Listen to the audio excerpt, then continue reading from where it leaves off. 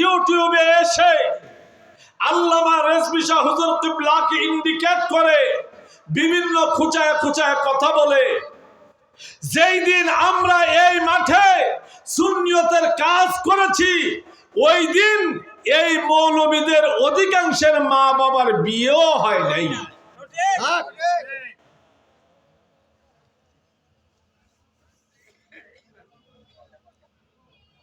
এটা শুধু তাদের দোষ না, কিছু দোষ আমাদেরও আছে। আপনাদের মনে আছে কিনা, আমি দরবার শরীফে উরুস শরীফ চালাইবার সময়, মঞ্চ চালাইবার সময় বাবাজান কিবলা জমিন থেকে পর্দা নেওয়ার পরে আমি কিন্তু আর মঞ্চে উঠি নাই। আজও না, আমার যখন মনে চায় আমি যে বাবাজান কিবলার রওজা জিয়ারত করি, বাবাজান কিবলার কদমের ধুলা নেই, এরপরে আবার আমি আস্তে করে চলে যাই। কিন্তু যতদিন পর্যন্ত বাবাজান কিবলা হায়াতে জিন্দেগিতে ছিলেন, রেজবিয়া দরবারের মঞ্চে দাঁড়িয়ে সবচাইতে শক্ত ভাষায় কথা আমি বলেছি। আমি তখনও বলেছিলাম, এই কালো টুপি মাথায় দিলে আর মুখে রেজবি বাবা স্লোগান দিলে কেউ রেজবি হয় না। মুসল্লিরা জুতা চোর মসজিদে যায় মুসল্লির লেবাসে, কিছু মুনাফিক রেজবিয়া দরবারে যায় রেজবি বাবার আশেক পরিচয়ে। তারা যায় মহিলাদের চেইন চুরি করার জন্য, আংটি চুরি করার জন্য, মোবাইল চুরি করার জন্য, অপকর্ম করার জন্য, কিন্তু নামটা ফালায়া আসে রেজবিয়া দরবারে।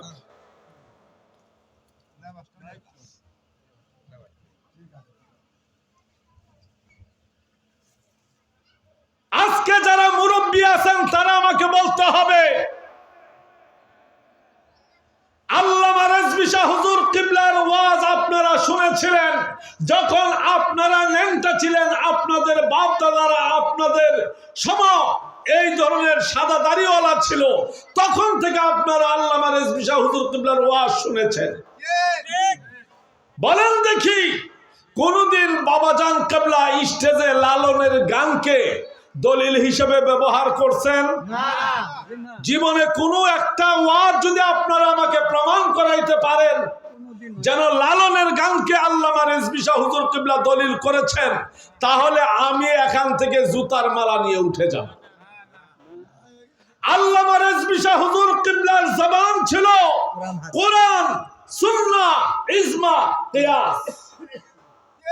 এই চারটার বাহিরে কোন দলিল আল্লামা রেজভী শাহ হুজুর কিবলা গ্রহণ করে নাই।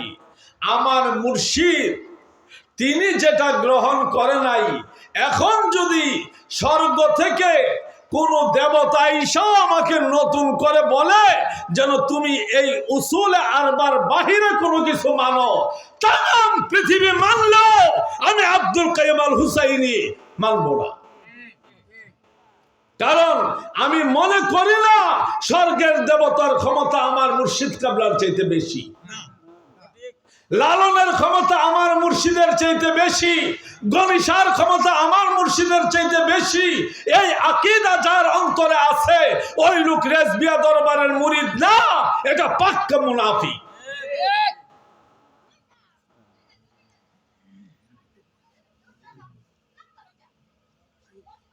বাবাজান কিবলার একটা কিতাব ছিল উজায়েফে রেজবিয়া। উজায়েফে জোরে বলুন, উজায়েফে রেজবিয়া। এই উজায়েফে রেজবিয়ার মধ্যে বাবাজান একটা চ্যালেঞ্জ করেছেন। এখন এই বই নাই, পুরান মুরিদ যদি কেউ থাকে, পুরাতন মুরিদ, তাদের কাছে হয়তো বা তো এই বইটা পাওয়া যেতে পারে, কিন্তু আলহামদুলিল্লাহ যাদের কাছে আছে এটাকে হীরার চাইতে বেশি দামি মনে করে বুকে আটকায় রাখবেন। দরকার হলে বইটাকে রিপ্রিন্ট করে মাঠে নিয়ে আসতে হবে। এই বই আর এখন নাই।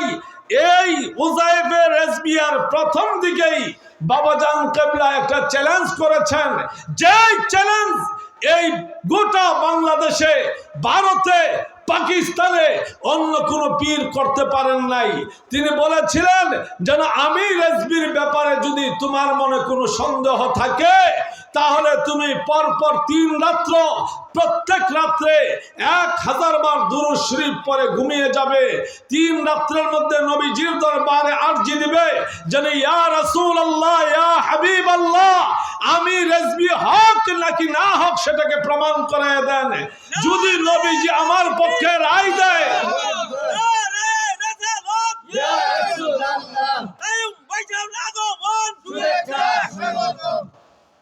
যদি নবীজি আমাকে সার্টিফাই করে তাহলে তুমি আমার কাছে বায়াত হইও, না হলে তুমি আমার কাছে বায়াত হইও না। এই চ্যালেঞ্জ করার মতন পীর আরে সারা বাংলাদেশে এমন কোন পীর নাই যেই পীরকে আমি চিনি না আর যেই পীর আমাকে চিনে না।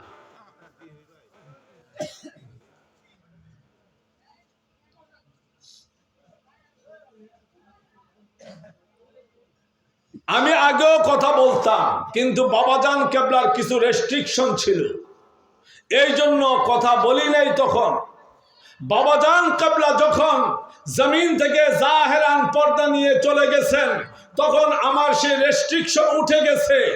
এখন আর কোন মৌলবীকে, কোন পীরকে চ্যালেঞ্জ করার জন্য আমাকে পেছনে তাকাইবার দরকার হয় না।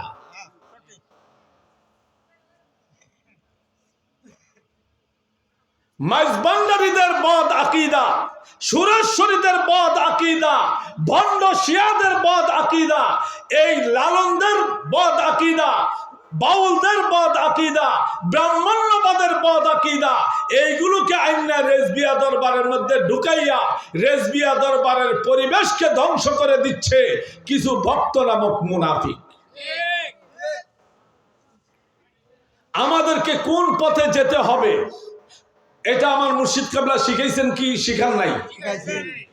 আমি লাস্টের একবারে শেষ যে জিকিরটা বাবাজান বলছিলেন একবারে 2015-তে, সেটা ছিল হাসবি রব্বি জাল্লাল্লাহ মাফি কলবি গায়রুল্লাহ নূর মুহাম্মদ সাল্লাল্লাহ লা ইলাহা ইল্লাল্লাহ লা ইলাহা ইল্লাল্লাহ হাসবি রব্বি জাল্লাল্লাহ মাফি কলবি গায়রুল্লাহ নূর মুহাম্মদ সাল্লাল্লাহ লা ইলাহা ইল্লাল্লাহ লা ইলাহা ইল্লাল্লাহ।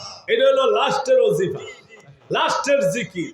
কিন্তু এর আগে যখন বাবাজান কেবলা সেই 90-এর দশকে এরশাদ সরকার যখন ক্ষমতায়, ঠিক তখন আমাদেরকে এই জিকিরটা শিক্ষা দেয় নাই।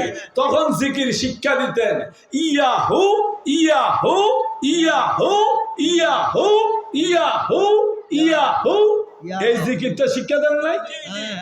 এরও আগে 80-85-তে বাবাজান কেবলা আমাদেরকে তখন শিক্ষা দিতেন যেন লা ইলাহা ইল্লাল্লাহ লা ইলাহা ইল্লাল্লাহ লা ইলাহা ইল্লাল্লাহ লা ইলাহা ইল্লাল্লাহ।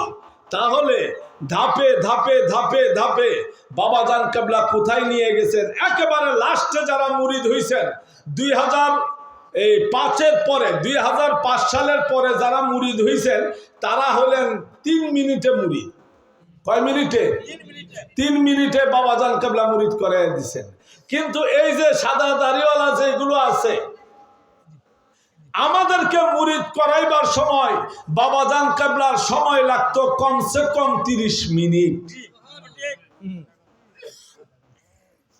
লাগছে না? তখন বাবাজান কেবলা বলতেন, বাবা হাত পাতেন, পাতলাম হাত, মনে মনে নিয়ত করেন আমার হাতের উপরে নবীজির হাত মোবারক আছে, আমি নবীজির হাতে মুরিদ হইতেছি। বলছেন না?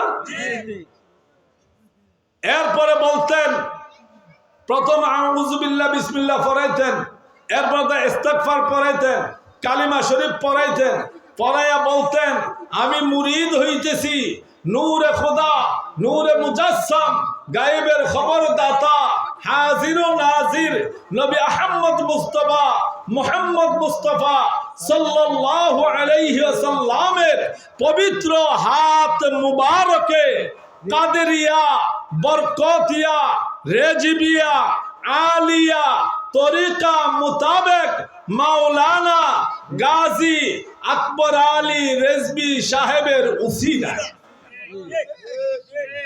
হে আল্লাহ তুমি আমার এই বায়াতে রাসূলকে কবুল করো, আমার অতীত জীবনের সমস্ত গুনাহ মাফ করো।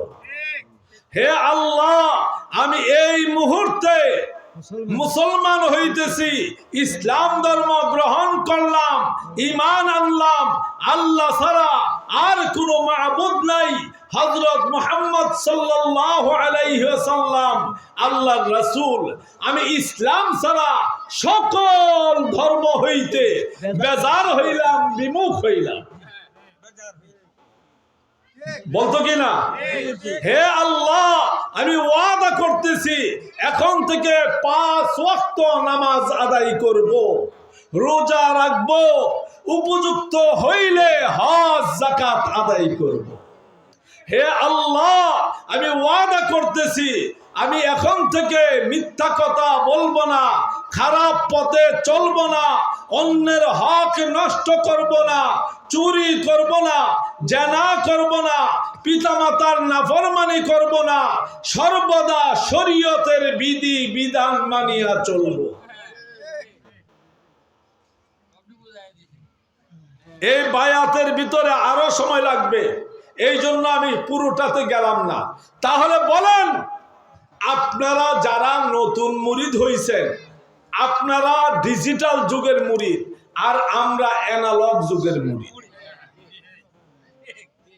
আমরা অ্যানালগ খাইয়া আপনাদের ডিজিটাল এখন ফিউজ করে ফেলতেছি, কিন্তু আপনারা কিন্তু অ্যানালগ যুগের খবর জানেন না। বিধায় সব কাজে সব কিছুতে বাবাজান কেবলার নামকে বিক্রি করবেন না। আমি তো আপনি কেন বিক্রি করেন? আমি দরবারের মঞ্চে দাঁড়িয়ে বারবার বলেছিলাম, আমার পীর ভাইয়েরা সাক্ষী, যেন আমি আল্লামা রেজবি শাহ হুজুর কিবলাকে মানি না। আমি মানি কোরআন এবং সুন্নাহকে, কোরআন এবং সুন্নাহকে। কোরআন এবং সুন্নাহকে মানতে যাইয়া আমি আল্লামা রেজবি শাহ হুজুর কিবলাকে মানতে বাধ্য। তাহলে যেখানেই যা করবেন পট করে বাবাজান কেবলার নাম ধরাই দিবেন, এটা বাবাই কইছে, এটা বাবা করছে, এটা এই, এটা সেই। শুনেন, মা বাবার বৈধ মিলনের কথা সন্তান জানলেও বাহিরে বলার বৈধতা নাই। পীরের গোপন কথা যদি পীর ঘরের ভিতরে আপনাকে বলেও থাকে, এটা ফেসবুকে ইউটিউবে ওয়াজের মঞ্চে বলার মতন জঘন্য শয়তানি আর কোনো কিছু নাই। কে শিখাইলো আপনাদেরকে এই সমস্ত ফাইজলামি? যেই লোকটা সারাটা জীবন বাতিল আকীদার বিরুদ্ধে লড়াই করেছেন, রক্ত দিয়েছেন, মামলা খেয়েছেন, এত অত্যাচার হজম করেছেন, আজকে আপনার আমার মতন কিছু বাল পাকনা মুরিদের কারণে ওনাকে উদ্দেশ্য করে লোকেরা এখন আজে বাজে গালাগালি করতেছে। উনি কি কখনো বলছেন যেন শরীয়ত লাগবে না? বলেন, একটা প্রমাণ দেন। বরং শরীয়তের মাসালাগুলোকে এই সমাজে প্রতিষ্ঠিত করার জন্য তিনি আপ্রাণ চেষ্টা করেছেন, সমাজের বিপক্ষে গিয়েছেন, সমস্ত সুন্নি উলামায়ে কেরাম হুজুর কিবলার বিপক্ষে ফতোয়া দিয়েছেন, কিন্তু তিনি নবীজির সুন্নতকে জিন্দা করার জন্য নিজের জীবনকে তিনি উৎসর্গ করেছেন। উনি সর্বপ্রথম ওনার পরিচয় হলো তিনি ইলমে শরীয়তের একজন দক্ষ আলেম, মাহের আলেম। আলেম সবাই হয় না, বক্তা হইলে আলেম হয় না, কামিলের সার্টিফিকেট থাকলে আলেম হয় না, স্কুল কলেজ মাদ্রাসায় পড়লেই আলেম হয় না।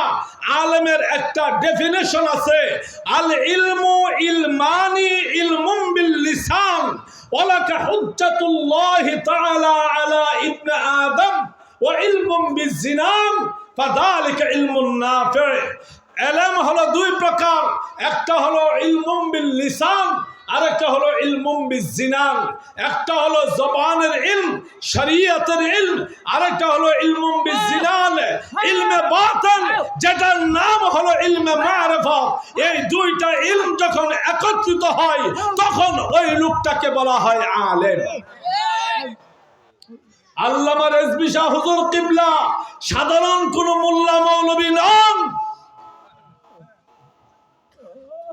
ওনাকে পরিমাপ করার মতন ক্ষমতা এখনো আপনাদের হয় নাই।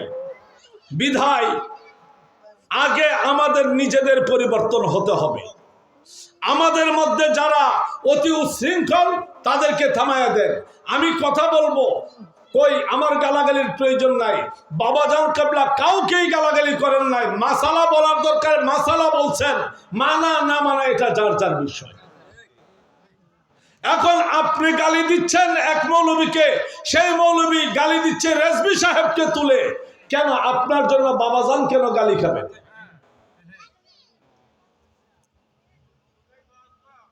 কেন গালি খাবেন? আমাদের মধ্যে এই শিক্ষা তো তিনি দিয়ে যাননি। আপনি দোকানের পাশে বসে আপনাকে মাসালা বলার অধিকার তিনি দেন নাই। তিনি মাসালা বলার দরকার বলছেন, আপনার যদি সুবিধা হয় আপনি মানেন, যদি সুবিধা না হয় আপনি অপেক্ষা করেন, আল্লাহর কাছে দোয়া করেন, আস্তে আস্তে আপনার ওই জায়গাতে লোকের সংখ্যা আস্তে আস্তে বৃদ্ধি হোক। বৃদ্ধি হওয়ার পরে পরিবেশ যখন আপনার অনুকূলে চলে আসবে তখন আপনি মাসালা মেনে চলবেন। কারণ এটা তো দারুল হার্ব না। আপনি ইচ্ছা করলে এখান থেকে এখন এই আরেক জায়গাতে হিজরত করতে পারবেন না, অথবা এটার মধ্যে আপনি যুদ্ধ করেও টিকে থাকতে পারবেন না। এই জায়গাতে হিকমাতুম বালিগা ও মাউইযাতু বিল হাসানা, কোরআনের এই আয়াতকে অনুসরণ করতে হবে। আমরা মাসালা বলতেছি না। আমার মনে হয় না গোটা ফেসবুকে, গোটা ইউটিউবে, গোটা অনলাইনে আমার চাইতে বেশি অন্য মৌলবীদেরকে আমাদের দরবারে অন্য কেউ জ্বালায় বেশি।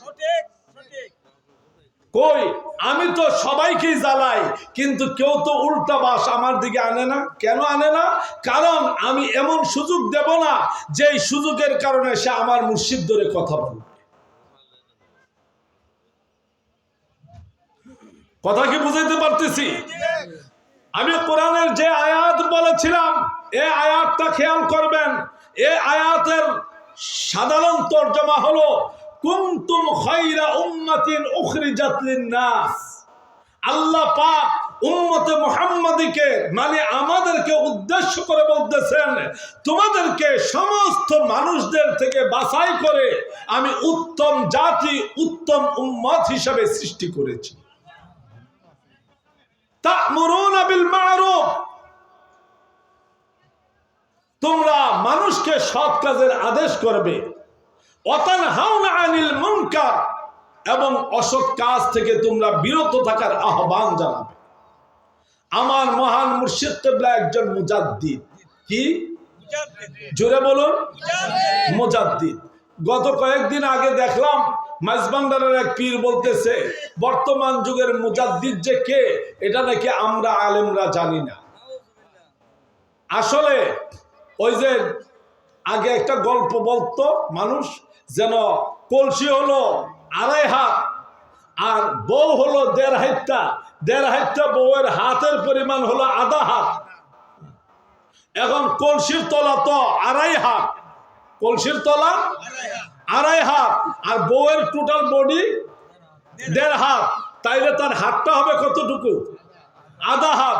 এখন সে হাত দিয়া কলসির তলার মধ্যে, অর্থাৎ তার নাকফুল কলসিতে পড়ে গেছে। শাশুড়িকে বলছে, শাশুড়ি বলছে যেন এটা হাত দিয়া তুল্লা লাইলেই চলে। এখন সে এটার মধ্যে খালি হাতায় আর বলে যেন কলসির তো কলা নাই, কলসির তলা নাই।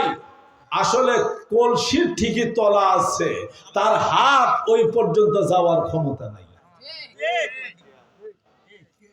যে পীর বলতেছে এই যুগের মুজাদ্দিদ নাই, ওই পীর মুজাদ্দিদ চিনার জন্য যে ইলমের দরকার, যে কাশফের দরকার, সেটাই তার মধ্যে নাই।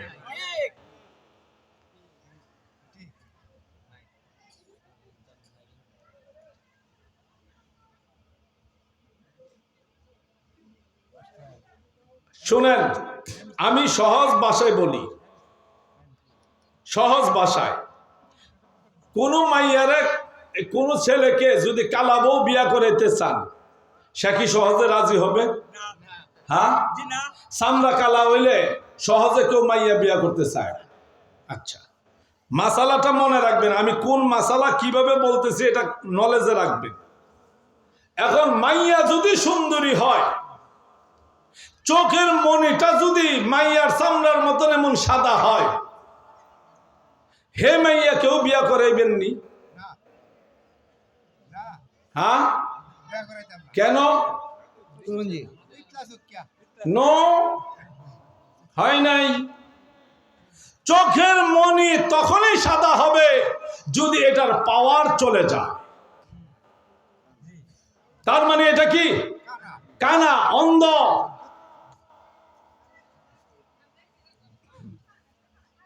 চোখের মনি তখনই সাদা হয় যদি এটার পাওয়ার চলে যায়। চামড়া কালা হইলে বিয়া করাইতেন না, আবার চোখের মনি চামড়ার মতন সাদা হইলেও তো বিয়া করাইতেন না। আচ্ছা, চোখের মনিও কালো, চামড়াও ধলা। চোখের মনি কালা, চামড়াও ধলা, তো চামড়ার সাথে সাথে যদি চুলগুলোও ধলা হয়, বিয়া করাইবেননি?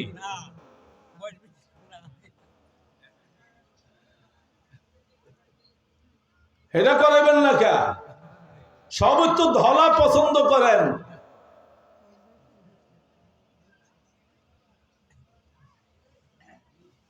কিছু জিনিস কালো ভালো, সব জিনিস সাদা ভালো না। এই জন্য কাবার গিলাফ চিরকালই কালো।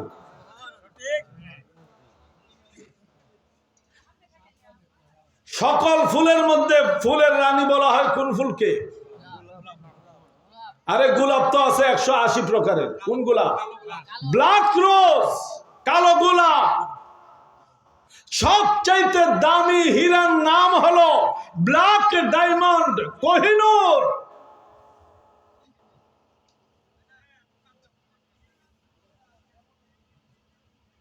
সব খালি কালো কালো কইলেই হবে না। হ্যাঁ, চোখের মনি সাদা হলে জগৎ কালো হয়ে যায়, কারণ তখন সূর্য দেখা যায় না, চন্দ্র দেখা যায়। আজকে যারা আল্লামা রেজভী শাহ হুজুর কিবলাকে নিয়ে প্রশ্ন উত্থাপন করে, তারা ওই হাইব্রিড ডিজিটাল যুগের মুরিদদের কথায় রেজভী শাহ হুজুরের উপরে ফতোয়া দেয়। আরে তোমার যদি অ্যানালাইজ করার পাওয়ার থাকে, তাহলে তুমি আমাদের সাথে আগে বসো, আগে হুজুর সম্পর্কে জানো। যদি তা না পারো, তোমাদের পীর দাদা পীরকে কবর থেকে তুলে আমাদের সামনে বসাইয়া দাও, তারপরে তুমি রেজভী সাহেব সম্পর্কে মুখ খোলার অধিকার পাবে। আমি তো দেখছি, আপনারা দেখছেন, এই বাজিতপুর এলাকায় হুজুর আইলে বা কটিয়া দিতে আইলে তখন। আর আমি যখন হুজুর কিবলার পিছনে পিছনে গাঠি লয়ে দৌড়তে হইছে, তখন তো চ্যাংরা বয়স, ওদের মতন চ্যাংরা বয়স, দাড়ি মুছ কিছু উঠে নাই, প্যান্ট শার্টও পরতাম। ঠিক তখন দৌড়ছি। বাবাজান 8 মাইল 9 মাইল রাস্তা দৌড়ে যা ওয়াজ করতেন। তখন দেখছি স্টেজের মধ্যে এমুক পীর, তমুক পীর, তমুক পীর, তমুক পীর, তমুক পীর। আল্লামা রেজভী শাহ হুজুর কিবলা স্টেজে উঠে বসলে সব পীরেরা জিম মাইরা হুজুর কিবলার পায়ের কাছে বইয়া এইভাবে চেহারার দিকে তাকিয়ে থাকতো। বাবাজান মাসালা বলতেন আর কইতেন, হুজুর ঠিক কইছি। ইচ্ছায় হোক অনিচ্ছায় হোক জবাব দিতে হয়েছে জি হুজুর। এখন ওই যে বাংলা একটা কথা আছে, বাপ দাদার পরিচয় নাই সান মোল্লার বিয়াই। এখন কিছু হাইব্রিড মৌলবী ইউটিউবে তাদের বক্তব্য বেরোইছে, গলার সুর মমতাজের মতন, নাইলে আব্দুর রহমান বয়াতির মতন, নাইলে পরেশের মতন, নাইলে ওই মাতাল রাজ্জাকের মতন। হ্যাঁ গো গান আইনা এখন গাইয়া এই মৌলবীরা এখন মার্কেট পাইছে। এই মৌলবীরা এখন আল্লামা রেজভী শাহ হুজুর কিবলার বিরুদ্ধে ফতোয়া দিচ্ছে।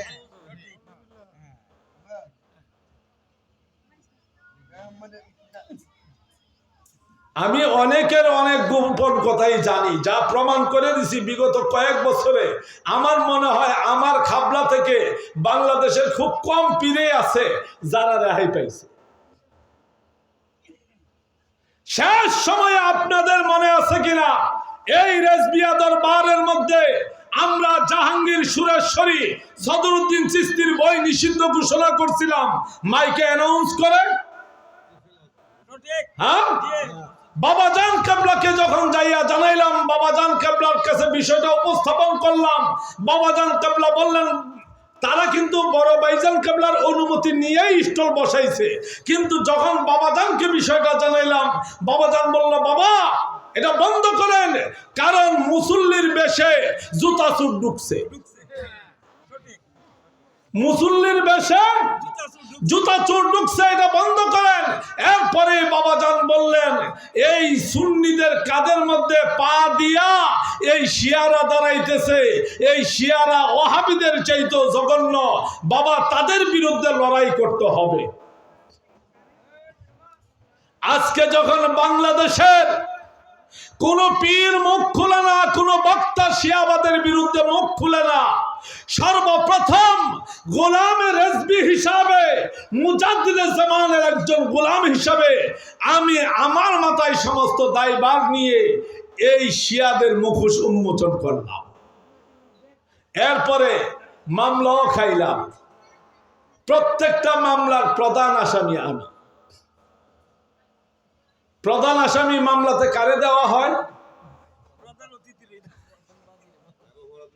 যার অপরাধ বেশি থাকে। যারে দুর্বল করলে সবাইরে দুর্বল করা সহজ হবে, ওই লোকটাই হয় প্রধান আসামি।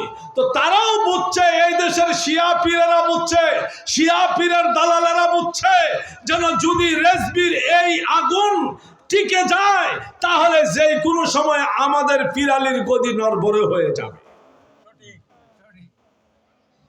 এটা আমার মুর্শিদ কাবলার জীবনের বাস্তবতা। তিনি জীবনের সব কিছু সহ্য করছেন, কিন্তু কোন বাতিল আকীদার সাথে তিনি আপোষ করেন না।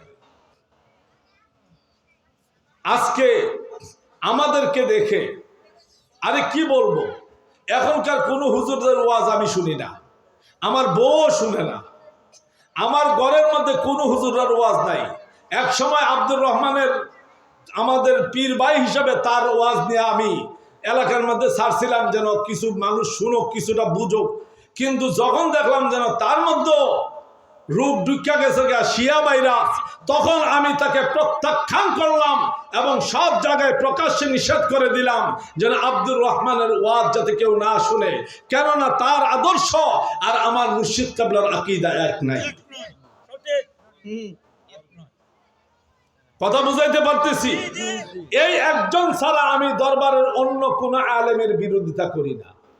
হ্যাঁ, সে যদি কালকে প্রকাশ্যে ভিডিও দিয়া বলে যেন আমি নবীজির সাহাবী সম্পর্কে যে আকীদা পোষণ করছি এটা আমার ভুল, এটার জন্য আমি তওবা করতেছি, আমি আল্লাহর কাছে দয়া ভিক্ষা চাই, আপনারা আমার জন্য দোয়া করেন আল্লাহ যাতে আমাকে মাফ করে, তাহলে কালকেও আমি তাকে কান্দা বুকে নেব। কিন্তু সে তরিকতের নামে কিছু আজগবি কিচ্ছা কাহিনী কয় যেগুলো আমার মুর্শিদ কাবলার স্বীকৃত না। বুঝতে হবে কণ্ঠস্বর ভালো হইলে এটা আমাদের রেজবিয়া দরবারের জন্য প্লাস পয়েন্ট না। কারণ কাহারো বক্তব্যের কারণে যদি রেজবিয়া দরবার উপরে আঙ্গুল উঠে, এ আঙ্গুল আমি আব্দুল কাইয়ুমকে কেউ চিনে না, কিন্তু আমার মাথায় যে কালো টুপিটা আছে এটারে সবাই চিনে। আমি যদি আজকে হাপাইল্লা গ্রামে মাইয়া লয়া ধরা খাই, কিল না হোক 4-5টা খাইলে খাইলাম, অসুবিধা নাই। কিন্তু কালকে পুরো এলাকায় রইটা যাবে ওই যে রেজবিরাক মুরিদ, রেজবিরাক খলিফা, ওই যে কালো টুপির দল মাইয়া লয়া ধরা খাইছে। তো আমি একজনের কারণে যদি গোটা তরিকার কলঙ্ক হয়, যে হাতে পচন ধরলে ওই পচন সারা গায়ে ছড়ায় পড়ার সম্ভাবনা থাকে, ডাক্তারের নিয়ম হলো ওই হাত কেটে ফেলে দেওয়া। যেই ব্যক্তির কারণে রেজবি দরবার সম্পর্কে লোকেরা বাজে মন্তব্য করবে, খারাপ মন্তব্য করবে, ওই লোকগুলো যতই লেবাস ধরো, আমাদের বাপ ভাই চাচা আত্মীয় হোক, তাদের সাথে রেজবি দরবারের কোনো সম্পর্ক নাই। কথা কি বুঝাইতে পারতেছি? আমরা, আমার মুর্শিদ কেবলা জীবনে কোনোদিন বলে নাই যেন নামাজ পড়া লাগবে না। নামাজ পড়ব বিদায় তো আমরা সমাজের সাথে মসজিদে আলাদা করলাম, তাহলে নামাজ লাগবে না, এটা কোন কথা? এইগুলো আমাদের রেজবিয়া দরবারের আদর্শ না। আমাদের মহান মুর্শিদ কিবলা আমাদেরকে নবীজির সুন্নাত পুঙ্খানুপুঙ্খ রূপে মেনে চলার জন্য শিক্ষা দিয়েছেন। লাল দস্তরখানার মধ্যে খাইতে হবে, এটা বাবাজান শিক্ষা দেন নাই? মসজিদে বিয়ে পড়াইতে হবে, এটা নবীজির সুন্নাত শিক্ষা দেন নাই? তো সবগুলো সুন্নতই তিনি শিক্ষা দিলেন। সুন্নত কি মানার জন্য নাকি ধাক্কায় ফেলে দেওয়ার জন্য? এখন আপনি রেজবিয়া দরবারের মুরিদ পরিচয় দিবেন, রমজান মাসের দোকানের সামনে দাঁড়াইয়ে আপনি প্রকাশ্যে সিগারেট খাইবেন আর বলবেন যেন রেজবি বাবা যে পথে আমি ওই পথে। শুনেন, বাটপারি সব জায়গায় কইরেন না, আপনার জন্মের মধ্যে সমস্যা আছে। আল্লামা রেজবি শাহ হুজুর কিবলা ওই ব্যক্তি যিনি প্রতিদিন অসংখ্যবার নবীজিকে দেখতেন।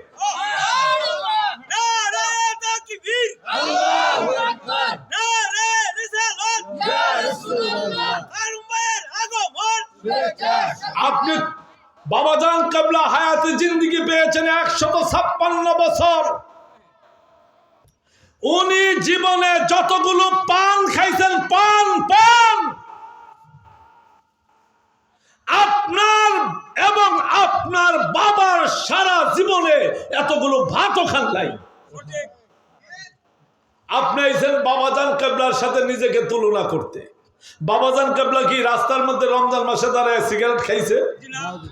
হ্যাঁ, তাহলে আপনি খাবেন কেন?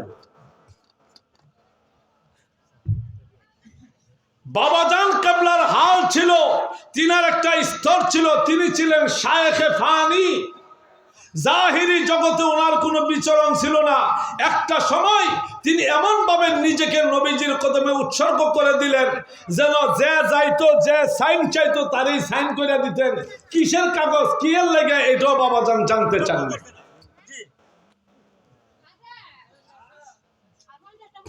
এখন ওনার শেষ জীবনে উনি যাইয়া বলছে একটা, বাবাজান আরেক দেনে। জি, যেমন আমাকে অনেক সময় আমার ঘরের মধ্যে আমি যখন মোবাইল চালাই, মোবাইলের লেখালেখি করি, ওই মুহূর্তে আমাকে চা দেয়, পান দেয়। আমি অনেক সময় চায়ের জায়গায় থাকে পান খাইয়া শেষ করে ফেলি। চা ঠান্ডা পানি হয়ে গেছে, কেননা আমার ধ্যান এখানে নাই, আমার ধ্যান হলো লেখালেখির ভিতরে। তো বাবাজান কেবলা জাহিরি জগতে ছিলেন, কিন্তু ওনার ধ্যান ছিল নবীজির কদম মুবারকের দিকে, যার জন্য জাহিরি জগতে অনেক কিছু ঘটে গেলেও উনি এইগুলোর ব্যাপারে তেমন একটা খেয়াল করেন নাই। ওইটাকে আপনি দলিল বানাইতে পারবেন না। এটা মেরাজের চাঁদ। কিসের চাঁদ? মেরাজ শরীফের চাঁদ। মেরাজটা কয় নামে বিভক্ত সেটা জানেননি?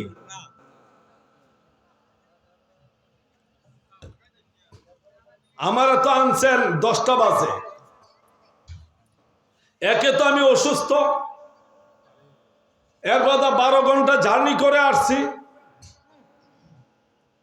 দুপুরের ঔষধও খাওয়া হয় নাই। আমি বলছিলাম যে আমাকে 9টায় নিয়ে যান, অন্তত পক্ষে 1.5-2 ঘন্টা আলোচনা করতে পারব। আমি এই ছোট্ট কথাটা বলেই আমার আলোচনার শেষ দিকে চলে যাব, কেননা কুয়াশা বেশি, ঠান্ডা বেশি, সবার অসুবিধা। আর বিশেষভাবে আমাকে ডাক্তার বলেছেন রাত্র 11টার পরে যাতে আমি আর বসে না থাকি, যাতে শুয়ে পড়ি। কারণ আমার একে তো হলো ডায়াবেটিস, এরপর হলো থাইরয়েডের সমস্যা, কিডনির সমস্যা, হার্টের সমস্যা, এই যে বাম পাশে ব্রেইনের 3টা রোগে রক্ত সঞ্চালন টোটাল বন্ধ। আমার জন্য এখন আর ওয়াজ মাহফিল করার কথা না। বের হই 2টা কারণে। একটা হলো এটা আমার মুর্শিদ কেবলার দেওয়া ইমানি দায়িত্ব, আর দ্বিতীয়ত হলো সারাক্ষণ ঘরে বসে থাকলে ভালো লাগে না, মাঝে মধ্যে বের হইলে এই যে উনার মতন মাঝে মধ্যে কাঞ্চন ভাই আমরা ফোনে কথা বলি। উনি যখন ঢাকায় থাকতেন, বাড্ডাতে যখন ওনার জুতার দোকান ছিল, ওই যে এই ভাইয়ের এখানে, রৌশন ভাইয়ের এখানে যাইতাম, বিভিন্ন পীর ভাইদের এখানে আমি ঘুরা ঘুরা বেড়াইতাম। তো এখন জীবনের শেষ প্রান্তে বাবা যান নাই, একটু বের হইলে পুরাতন পীর ভাইদের সাথে দেখা হবে, এটাই আমার মূল উদ্দেশ্য।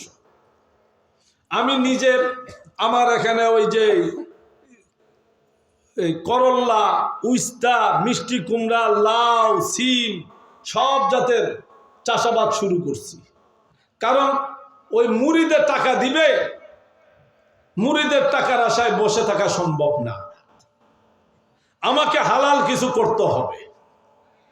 বেলে আপনার কি সংসার চলে না? ইনশাল্লাহ চলে। কিন্তু আমি একটা মাদ্রাসার প্রজেক্ট হাতে নিয়েছি। এটা বাবাজান কেবলা থাকতে 2000 সালে আমাকে তিনি বলেছিলেন মাদ্রাসা বড় কইরা করতে। বহুবার ঢাকার পীর ভাইদের সাথে এই কথা শেয়ারও করছি। তখন 800 টাকা ঘর ভাড়া দিতে পারতাম না ঢাকার বাসায়, কষ্ট হইত। আর আজকে সেখানে আমার মাদ্রাসার প্রজেক্টের খরচ আসবে প্রায় 50 কোটি টাকা। তো আমি, কেউ যদি আমার সাথে শরিক হয় 10 টাকা দিয়ে আমি সেটা নেব, কিন্তু আমার নিয়ত হলো আমি কারো কাছে হাত পাতবো না। এই জন্য মাদ্রাসা চালাইতে হলে উন্নয়নমূলক যা যা করার দরকার আমি সব কিছু করতেছি। এই জন্যই এখন মাহফিল কইরা কয় টাকার পাবো, আপডাউনে 20,000 টাকা দেয়। 20,000 টাকার মধ্যে মনে করেন যেন 10,000 টাকা আমার এজমালি খরচ আছে, এজমালি খরচ 10,000 টাকা আছে। আর 10,000 টাকা তো আমি যাই সেটা একদিনে মাটি কাটাইলে আমার লেবারদেরকে আমার দিতে হয় 32,000 টাকা। ডিরেকশনটা সবচেয়ে বড় কাজ। কারণ আমরা যত বড় প্রজেক্ট নিছি, আমি চাই জীবনে আর কিছু পারি নাই, কোনো এক কাজ নাই আমার। এই যে রৌশন ভাইয়ের ছেলে সাইদুল, ওরা নিয়ে আমাদের সাথে ভর্তি করাইছি। আজকে ওরা আমি দম খাইছি, তুই বিয়া করছিস ভালো হয়েছে, তোর জি হয়েছে, তোর জিয়ের বিয়ার চিন্তা আমরা করবো, নাইলে আমি লইয়া যাব। আমি তোর বুড়োই নাই, তোর জিয়ের দাঁত নাই, আমার সব দাঁত আছে। কিন্তু তুই আবার কামিল পরীক্ষা দিবি, টাইটেল পরীক্ষা দিতে হবে। আমাদের এখন আলেম বানানো জরুরি। এই ওয়াহাবিবাদ, এই খারিজিবাদ, এই জামাতে ইসলাম, এই শিয়ারা এই দেশের মানুষকে ধ্বংস করছে শুধু শিক্ষা প্রতিষ্ঠান দিয়ে। গ্রামে গ্রামে তাদের মৌলবি বেড়ে গেছে, যেই দিকটা যায় ওই দিক দিয়ে ব্যাঙ্গের ছাও।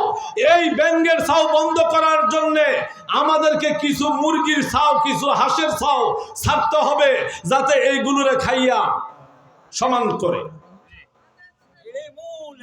কথা বুঝাইতে পারতেছি? আরে আপনি বাবাজানের মুরিদ, আপনার গ্রামে আপনি একজন, আপনি যতই এখানে গান গান আবেগে শুনেন, আবেগে শালিরে চুমা দেওয়ান যায়, কিন্তু শালির সাথে সংসার করা যায় না। আবেগ সব জায়গায় চলে না। আবেগে বউর চেহারার দিকে তাকাইয়া আই লাভ ইউ বলা যাবে, কিন্তু বাচ্চার পেট ভরবে না।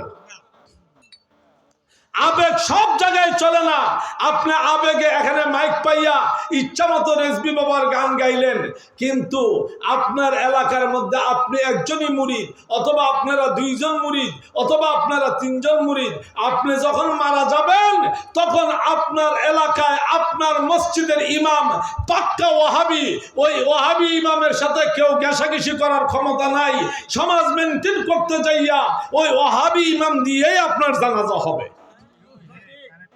আপনার মাইয়ার বিয়া উপায় নাই, তাকে আনতে হবে। বিদায় আমাদের জন্য এই মুহূর্তে সবচাইতে বড় কাজ হলো প্রতিটা এলাকায় এলাকায় ঘরে ঘরে আমাদের আগে সুন্নি আলেম তৈরি করতে হবে। আমার কথা কি বুঝছেন? বাবাজান কিবলার বড় আক্ষেপ ছিল, বড় আক্ষেপ। তিনি প্রথম এই দাখিল মাদ্রাসা করলেন। যখন দাখিল মাদ্রাসার মাধ্যমে এটা বাস্তবায়ন হচ্ছে না, মুফতি নাজির বাবাজানকে বলল যে আব্বা আপনি তাইলে আমাকে একটা মাদ্রাসা করে দেন। দিল, প্রায় 1.5 কোটি টাকা খরচ করে মাদ্রাসায় মানসার ইসলাম করে দিল। সেটা যখন হচ্ছে না, বড় ভাইজান কিবলা বলল আব্বা তাইলে আমি একটা করি। তিনি আকবরিয়া ক্যাডেট করলেন। কান্দুল্লাহ সব শেষ। আজকে আমাদের ছেলে মেয়ে পড়ানোর জন্য আমরা অন্য পীরদের মাদ্রাসায় পাঠাইতে হয়। আরে একটা ছেলে জন্ম নিবে, 4 বছর বয়স পর্যন্ত মায়ের কোলে থাকবে, 4 বছর 1 দিন সময় হয়ে গেলে সে রেজবিয়া দরবারের একটা প্রতিষ্ঠানে ঢুকবে। এখানেই কোরআনে হাফেজ হবে, এখানেই সে কারিয়ানা পড়বে, এখানেই সে দর্শে নিজামি করবে, এখান থেকেই সে কামিল পাস করে সুন্নিয়তের কাজে সে রাস্তায় বের হবে। এটা ছিল আমাদের জন্য প্রাউড, এটা ছিল আমাদের জন্য ক্রেডিট। আমরা এখন খালি বাবার গান লইয়া ব্যস্ত হইছি, কিন্তু বাবার আদর্শ বাস্তবায়নের কোনো নাম নাই। আপনি যতই লাফান ইয়া হুসাইন ইয়া হুসাইন ইয়া হুসাইন, এটা তো কোনো কাজ হবে না। হুসাইনের নাম জপলে কাজ হবে না। যদি হুসাইনের রক্তের সাথে বেঈমানি করেন, উনার আদর্শকে দুর্বিশ্বাস করেন। শুনেন, আরেকটু খাস বাংলা ভাষায় বলি, বঙ্গবন্ধুর খুনিদের মধ্যে পরিকল্পনাকারী যিনি, তার নাম খন্দকার মুশতাক। খন্দকার মুশতাক বাহিরের দেশের থেকে আসে নাই। খন্দকার মুশতাক এই আওয়ামী লীগের একজন প্রেসিডিয়াম সদস্য, এবং সে ছিল বঙ্গবন্ধুর ক্যাবিনেট মন্ত্রী, সে ছিল পররাষ্ট্রমন্ত্রী। শুনেন, ঘরের লোক বেঈমানি করে বেশি, এই জন্য নিজের আকীদাকে বাঁচাইতে হবে। ইক্তাদাইতু বিহাযাল ইমাম, যে যা ইচ্ছা তা করো, আমার ইমানের দায়ভার আমার মুর্শিদ কিবলা।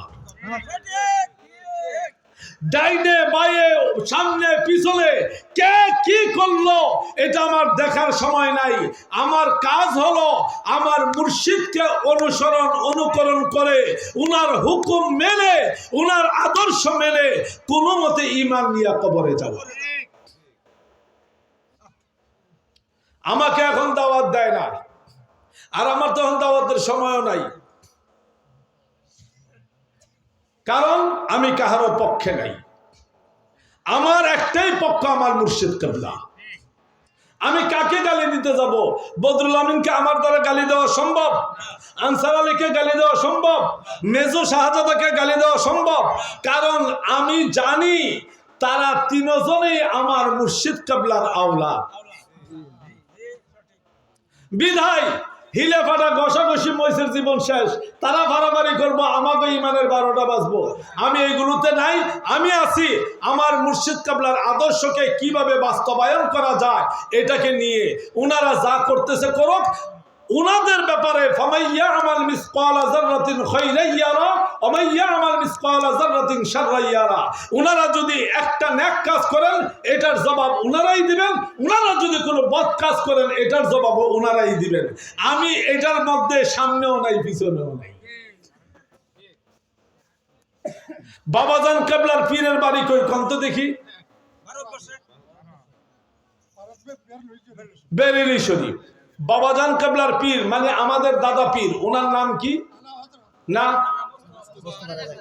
মুফতি আজম হিন্দ মুস্তাফা রাজা খান। আচ্ছা বলেন তো দেখি, এখন বাবাজান যে নেত্রকোনায়, মুস্তাফা রাজা খান বেরেলি ভারতে, সেই বেরেলি শরীফে, তো বাবাজান কেবলা এখান থেকে মুরাকাবায় বসলে কি ওনার মুর্শিদকে পাবেন না?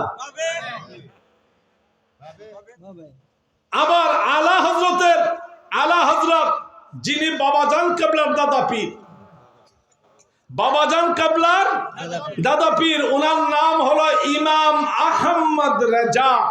ইমাম রেজা, রেজা থেকে রেজা ভি, রেজা থেকে রেজা ভি, রেজা ভি শব্দটাই আস্তে করে রেদ ভি হয়ে গেছে, রেজভি। কথা বুঝাইতে পারতেছি?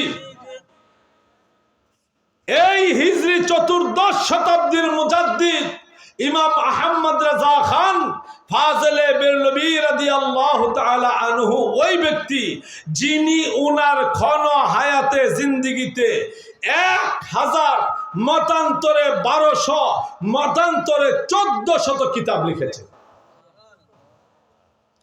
উনার পীরের বাড়ি হলো মারহারা শরীফ। আল্লামা আলে রাসূল রাদিয়াল্লাহু তাআলা আনহু, তো আলা হযরত কি উনি ওনার ঘরে বৈশা মুরাকাবার হালতে নিজের মুর্শিদকে খেয়াল করলে মারহারা শরীফ থেকে রুহানি ফয়জাত আসবে না? আমরা হলাম বাংলাদেশে, হুজুর গাউসে পাক হলো বাগদাদে, আমরা বাংলাদেশে গরিবে নওয়াজ হলো আজমিরে, আমরা বাংলাদেশে নবীজি হলো মদিনাতুল মুনাওয়ারায়, মুরাকাবার হালতে ধ্যান করলে রুহানি ফয়জ আসবে না? তাহলে আপনার এই আকীদা কেন যে আমার মুর্শিদ কেবলার ফয়জ আসবে না? আমার মুর্শিদ কেবলা কি মরে গেছেন? হ্যাঁ, শুনেন, আল আম্বিয়াউ ওয়াল আউলিয়াউ ইউসাল্লুনা ফি কুবুরিহিম কামা ইউসাল্লুনা ফি বুয়ুতিহিম। নবী এবং ওলিগণ তাদের নিজ নিজ কবরের মধ্যে এমনি ভাবে নামাজ আদায় করেন যেমনি ভাবে তারা দুনিয়াতে জীবিত অবস্থায় নামাজ আদায় করতেন। এটা একটা হাদিস। এখন আসেন কোরআনের মধ্যে, ওয়ালা তাকুলু লিমান ইউকতালু ফি সাবিলিল্লাহি আমওয়াত বাল আহইয়া ওয়ালাকিন লা তাশউরুন বাল আহইয়াউন ইনদা রাব্বিহিম ইউরযাকুন। আছে কি নাই? যারা আল্লাহর রাস্তায় নিজেদেরকে উৎসর্গ করে, কতল করে, কুরবানি করে, তোমরা তাদেরকে মৃত বলিও না। কোরআনের অন্য আয়াতে বলেছেন, আলা ইন্না আউলিয়া আল্লাহি লা খাউফুন আলাইহিম ওয়ালা হুম ইয়াহজানুন। আল্লাহর বন্ধুদের দুনিয়াতেও কোনো ভয় এবং দুশ্চিন্তা নাই, আখিরাতেও কোনো ভয় এবং দুশ্চিন্তা নাই। তো সেখানে আমার মহান মুর্শিদ কেবলা কোথায় আছেন বলেন তো দেখি? মুর্শিদ কেবলা এখন কোথায় আছেন বলেন? কোন এক শহরের না, আপনি শহর খুঁজতে যান কি লিখা? বাবাজান কেবলা এখন বেহেশতের উচ্চতম মাকামে আসীন আছে। তিনি প্রতিনিয়ত প্রতিদিন নবীজির দরবারে হাজিরা দিচ্ছে। এই জন্যই এই যে পোস্টারের মধ্যে আপনারা ঢালাও ভাবে লেখেন, এই যে আশেকে রাসূল মাশুকে এলাহি, এই শব্দগুলো ভুল। এই শব্দগুলো কি? কথা বলেন, জোরে বলুন, ভুল। এই শব্দগুলো লিখবেন না। হ্যাঁ, আশিকে রাসূল হতে পারে, কিন্তু মাশুকে এলাহি না। মাশুকে এলাহি হওয়ার যোগ্যতা বাবাজান কেবলার থাকতে পারে, ছিল, এটা ওনার হাল, ওনার অবস্থান। কিন্তু এখন যে আপনারা ঢালাও ভাবে দরবারের যত মৌলবী আছে এ টু জেড সবার পিছনে একটা ডাইরেক্ট লাগাই দেন আশেকে রাসূল মাশুকে এলাহি। মাশুকে এলাহি শব্দের অর্থ হলো স্বয়ং আল্লাহ যার প্রেমে দেওয়ানা। আল্লাহ কি আমার প্রেমে দেওয়ানা? আল্লাহ কি এই মৌলবী সাহেবের প্রেমে দেওয়ানা? তাহলে মাশুকে এলাহি শব্দটা লিখবেন না, আশিকে রাসূল লেখেন। আশিকে রাসূল লেখার চাইতে গোলামে রাসূল লেখাটা উত্তম।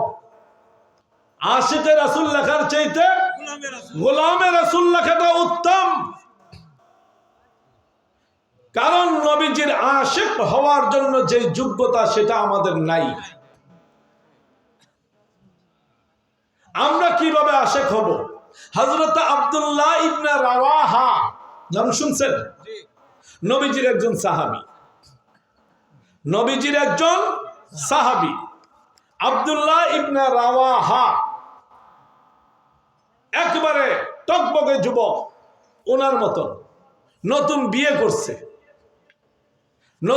করছে, বউ গুড়া থেকে নেমে বাসর ঘরে চলে গেছে।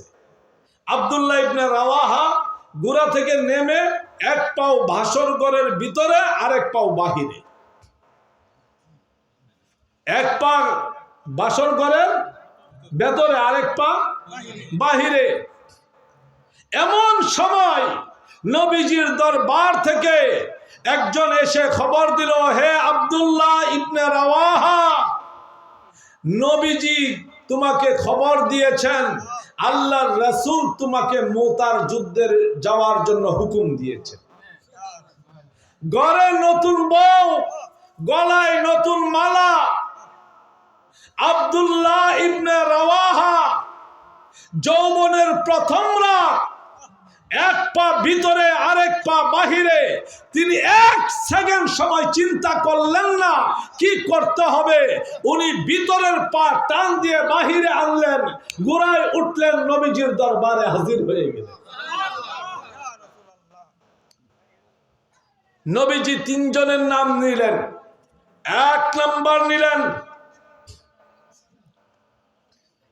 নবীজির পালক পুত্র হযরতে যায়েদ ইবনে হারেসা, মুতার যুদ্ধের প্রথম সেনাপতি যায়েদ ইবনে হারেসা।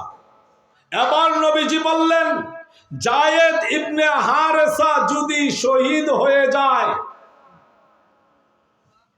তাহলে দ্বিতীয় সেনাপতি হবে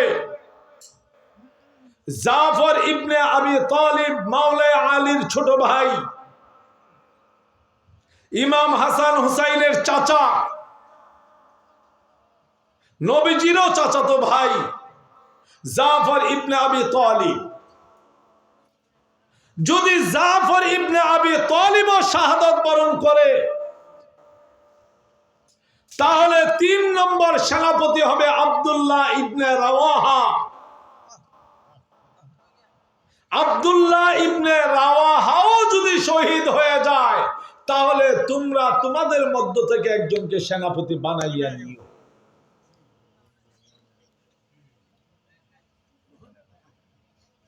খেয়াল করেন কথাটা।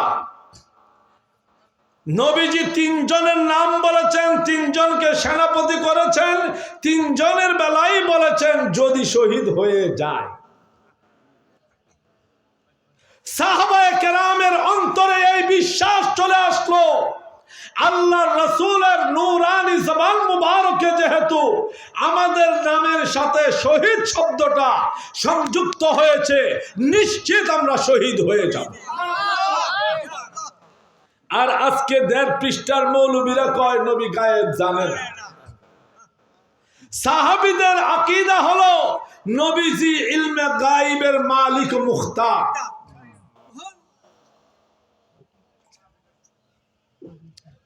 আশিকে রাসূল কাকে বলে? যায়েদ ইবনে হারেসাকে বলল তুমি তোমার পরিবার থেকে বিদায় নাও। যায়েদ ইবনে হারেসা জবাব দিল, ইয়া রাসূলুল্লাহ, ইয়া হাবিবাল্লাহ, আমি আর কার কাছে বিদায় নিতে যাব? আপনি আমার পিতা আর আমার আম্মা হলেন হযরত আয়েশা সিদ্দিকা রাদিয়াল্লাহু তাআলা আনহা, দুইজনেই এখানে আছেন। আপনি হুকুমদাতা, পিতা যদি হুকুম দিয়ে ফেলে তাহলে সন্তান আর কারো অনুমতির প্রয়োজন পড়ে না। হযরতে জাফর বিন আবি তালিবকে বলা হলো, যাও তুমি তোমার পরিবার থেকে বিদায় নিয়ে আসো।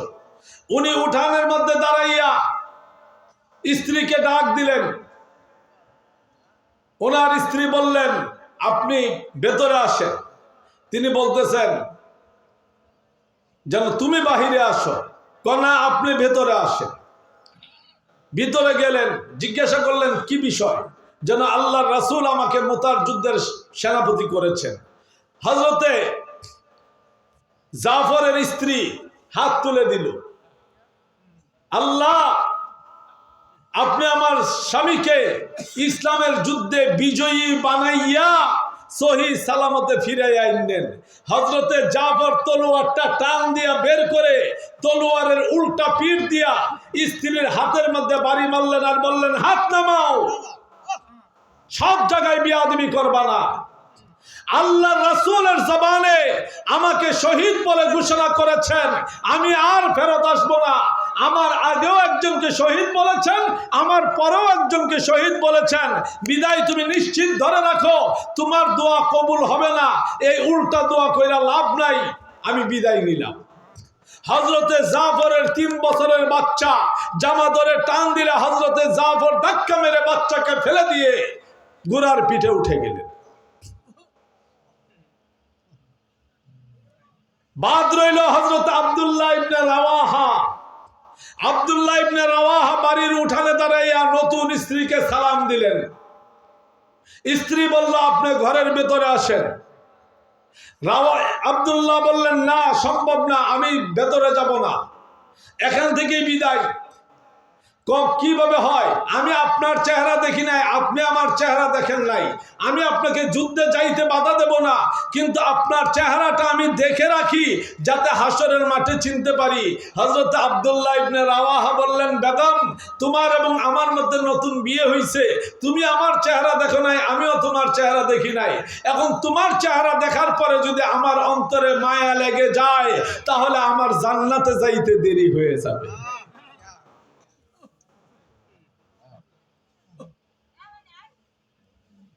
কথা বুঝাইতে পারতেছি?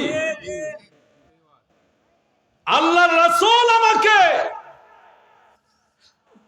মুতার যুদ্ধের সেনাপতি করেছেন। তোমার সাথে আমার দুনিয়াতে আর দেখা হবে না, যেহেতু নবীজির জবানে আমাকে শহীদ ঘোষণা করেছেন, বিধায় তোমার সাথে আমার দেখা হবে হাসরের মাঠে এবং জান্নাতে।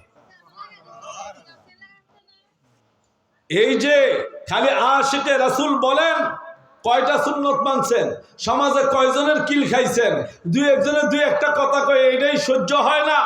হ্যাঁ, রেজবিয়া দরবারে মুরিদ হয়ে একবারে ঠেক্কা গেছি গা, আপনার ঠেকার দরকার নাই। লাকুম দীনুকুম ওয়ালিয়া দিন। আপনার যদি ভালো না লাগে আপনি আপনার রাস্তায় চলে যান। শুনুন, প্রেম এবং ঈমান, ঈমান এবং প্রেম, এই দুইটার প্রথম সূত্রই হলো সূত্র কষ্ট এবং কলঙ্ক। কষ্ট এবং কলঙ্ক।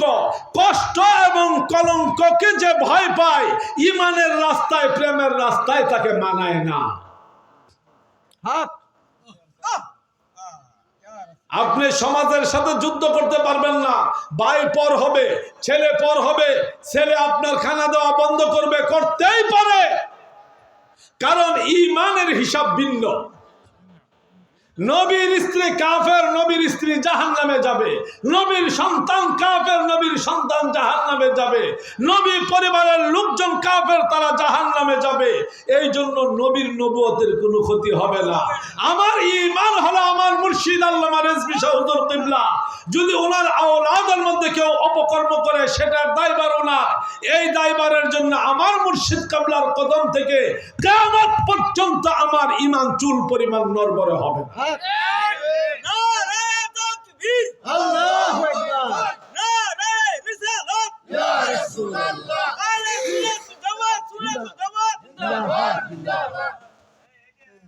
নিম পাতা যদি গ্যান্ডারি ক্ষেতের ভিতরে বয়া খান, জোরে বলেন, তিতা। আর মধু যদি নিম গাছের মধ্যে উঠতেও খান,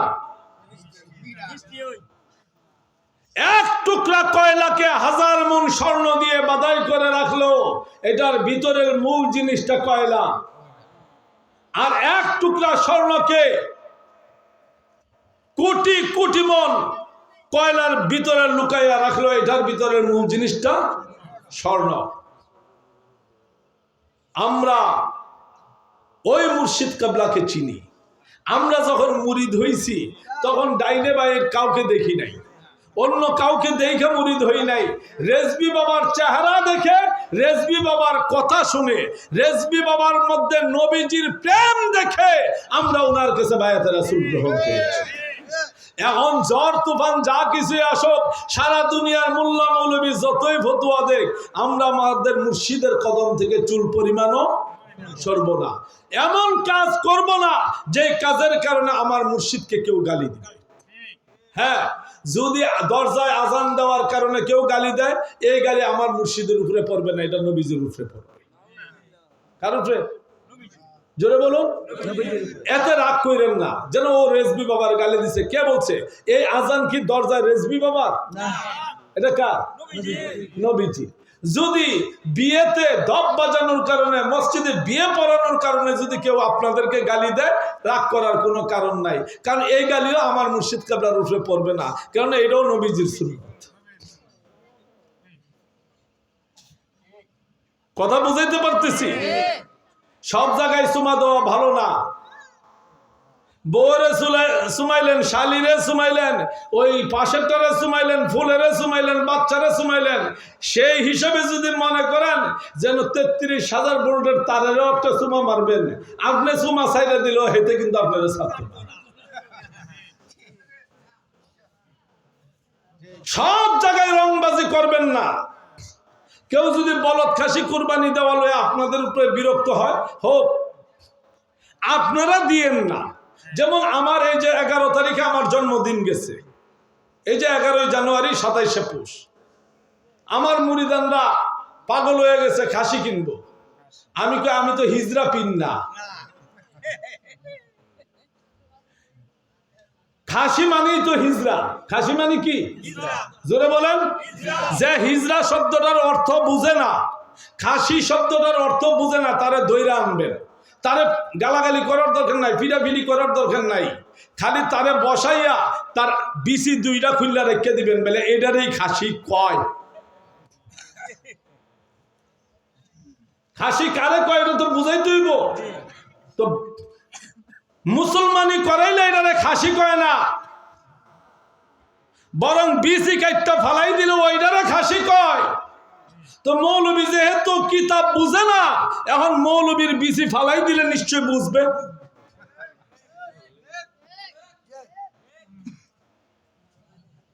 এই জন্য রাগ করবেন না, সমাজে দাঙ্গা হাঙ্গামার দরকার নাই।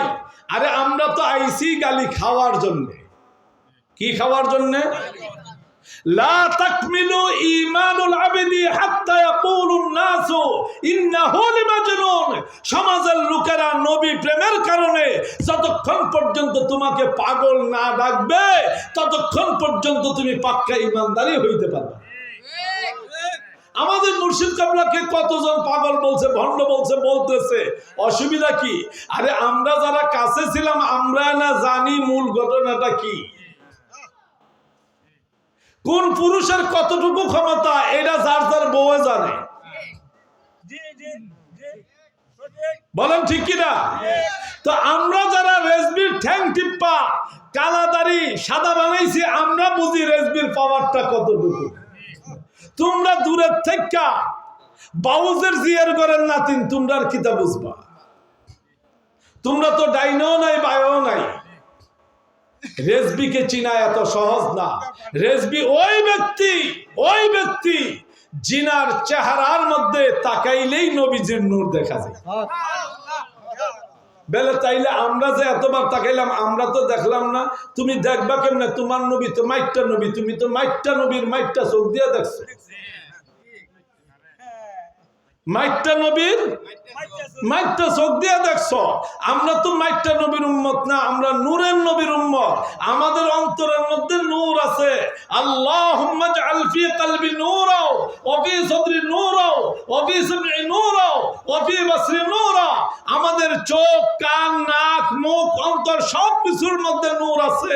এই জন্য আমরা অন্তরের নূরের চক্ষু দিয়া আল্লামা রিজভী শাহ হুজুর কিবলার কপালের মধ্যে নবীজির নূর দেখতে পেয়ে। কথা বুঝাইতে পারলাম? না হলে আচ্ছা বলেন, আমি একজনকে মারতে যদি আপনাদের এতগুলো লোকের দরকার লাগে, এতগুলো লোক মিল্লায় সেটা যদি আমি একজনকে মারতে হয়, তাহলে কি শক্তি কি আপনাদের বেশি নাকি আমার বেশি? হ্যাঁ, তো আমার বেশি দেখে তার মানে আপনারা 500 লোকের যতলা ক্ষমতা, আমি একজনের এতগুলো ক্ষমতা। তো 72 বাতিল ফেরকার সব মৌলবী মিল্লা রেজবির পিছনে লাগছে। তার মানে রেজবি হইল সূর্য আর বাকি সবগুলো হইল জোনাকি। জোনাকি জোনাকি জোনাকি চিনেননি? জোনাকি পোকা। আবার কোন মাইয়ের নাম যদি জোনাকি থাকে তাইলে আবার হেডা আমার পিছনে খেপবো। শোনেন, আমি চিনি না, আমি দেখি নাই এমন তো